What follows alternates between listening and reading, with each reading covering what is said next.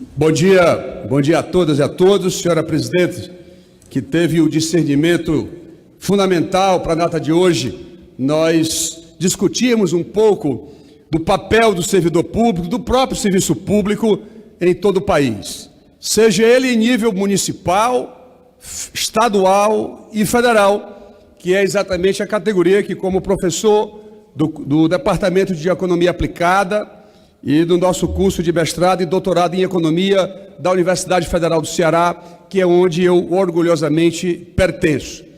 Eleito pela primeira vez para a Câmara dos Deputados, mas conheço o setor público há muitos anos, porque só de secretário de Estado são 20 anos, como secretário da Fazenda nesses últimos 12 anos, compreendendo, portanto, a necessidade do que seja um equilíbrio fiscal, mas nem que isso seja interpretado de uma maneira de que todo esse ajuste recaia integralmente sobre o serviço público.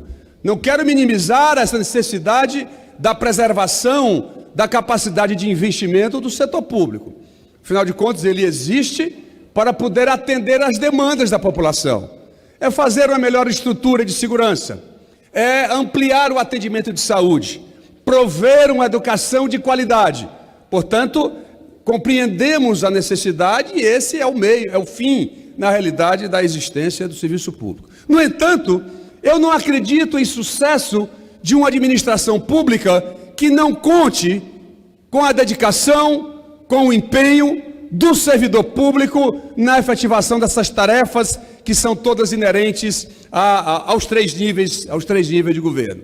É impossível qualquer governante, seja ele prefeito, governador ou presidente da República, ter uma gestão reconhecida pela população brasileira quando o serviço público ele não atua de maneira eficiente.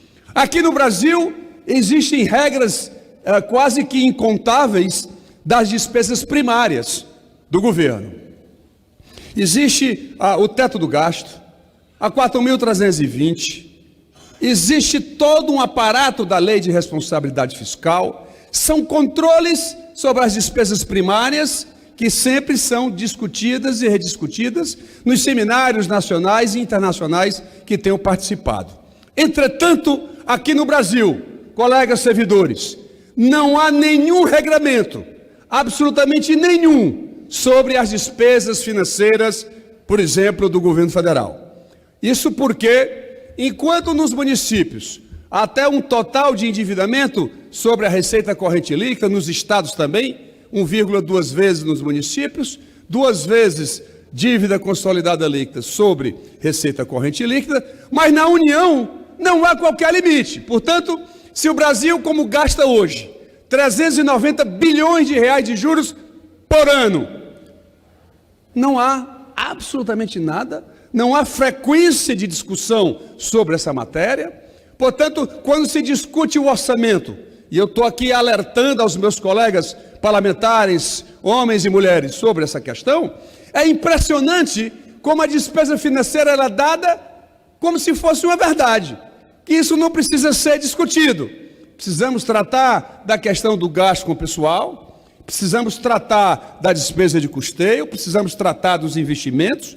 Essa, na realidade, é a essência da discussão do parlamento brasileiro, apesar dos frequentes temas que aqui são elencados, aqui nesta casa, a quem eu tido o privilégio, eu diria, de poder contribuir ao longo desse período. Mas vamos lá. Se você examinar de 96 a 2002, vamos olhar aqui o governo federal um pouco aqui, que é o nosso caso. Você vai observar que o gasto de pessoal, como proporção do PIB, ele cai ao longo dos anos, ele não aumenta. Houve, obviamente, de 2004 para cá, uma leve recuperação, portanto, o gasto está mais ou menos aí em torno de 4% do produto interno bruto, o que é um número extremamente compatível. Segundo, o número de servidores, esse é um dado que é fundamental todos nós absorvermos, né, nos nossos debates, nas nossas exposições, porque é um mito também que há um excesso de servidores no âmbito do governo federal, por exemplo. Eu até discuto no âmbito dos estados, inclusive dos municípios Quero dar as boas-vindas também aos procuradores municipais, enfim. Eu já vou concluir, senhora presidente. Mas para fazer o raciocínio, na União, portanto, o número de servidores. Aliás, se somar União, estados e municípios, e olhar isso como total da população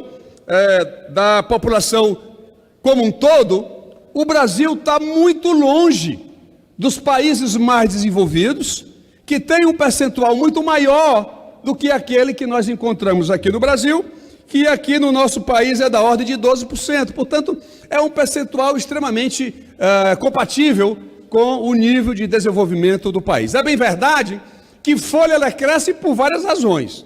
Ou ela cresce por reajuste salarial, ou ela cresce pelas progressões, ou ela aumenta em função da elevação do efetivo, ou seja, do tamanho dos servidores. Tudo isso tem que ser bem acompanhado.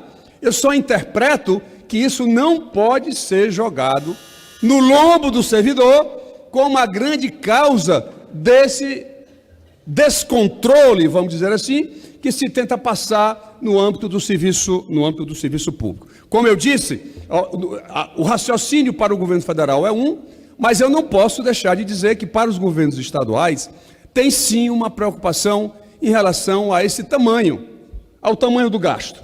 Porque a maior parte dos 27 estados brasileiros, eu diria que 21 estão acima do limite de gasto com pessoal, o que impede, portanto, essa capacidade de atendimento dos governos estaduais. Os municípios até um pouco menos, a não ser aqueles de menor potencial de arrecadação, mas os municípios de capital, por exemplo, todos eles têm conseguido manter esse valor. Portanto, a minha tarefa aqui na Câmara, apesar de preocupar com essa questão do ajuste, mas eu não vou deixar, para concluir, senhora presidente, sim, eu não vou deixar que se coloque nas costas do servidor público, da qual faço parte, com muita honra, dessa categoria. Eu não vou deixar, enquanto deputado federal, fazer com que toda essa colocação de culpa, vamos dizer assim, seja somente externada para todos nós que nos dedicamos, trabalhamos diuturnamente para fazer esse país cada vez melhor. E para isso